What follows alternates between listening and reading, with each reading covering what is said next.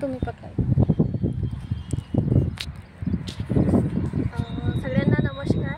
आपण आज इथे मौजा उमरगाव इथे आलेलो आहे आणि श्री राहुल राऊत यांच्या शेतात आपण आहे.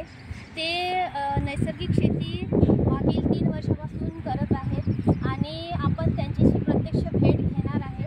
तर आपण त्यांच्याच तोंडून ऐकूया की नैसर्गिक शेती म्हणजे काय आणि ते किती वर्षापासून करत आहे. नमस्कार, मी राहुल राऊत, उमरगाव येथील शेतकरी. 2024 मार्च महिन्यात मी कुरुक्षेत्राला नैसर्गिक शेतीचं ट्रेनिंग घेतलेलं आहे. त्यासाठी जैविक दवाई कशी बनवायची, जीवामृत, घनामृत आणि दशपर्णी अर्क, निंबोळी अर्क, आणखीन बुरशीनाशक कसं तयार करायचं तर त्याची ट्रेनिंग घेतलेली आहे. सध्या माझ्या शेतामध्ये सोयाबीनवरती पहिली फवारणी निंबोळी अर्काची चालू केलेली आहे आणि मागील 1 ते 1.5 वर्ष होऊन राहिला.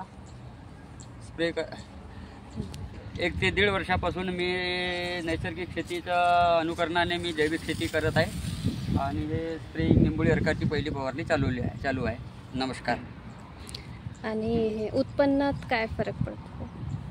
आता जैविक तंत्रज्ञान वापरण्याचं असं आहे का रासायनिक दवाईचा माझा खर्च कमी झालेला आहे आणि घरीच जैविक दवाई बनत असल्यामुळे तो खर्च वाचत आहे आणि उत्पन्नात खर्च कमी लागल्यामुळे उत्पन्नात थोडी बहुत तितका बचत झालेली आहे आणि उत्पन्नातही मला 1 ते 2 क्विंटल थोडीशी वाढ आलेली आहे आणि शेतीची क्वालिटी, पिकाची क्वालिटी थोडी चांगली दिसून येत आहे.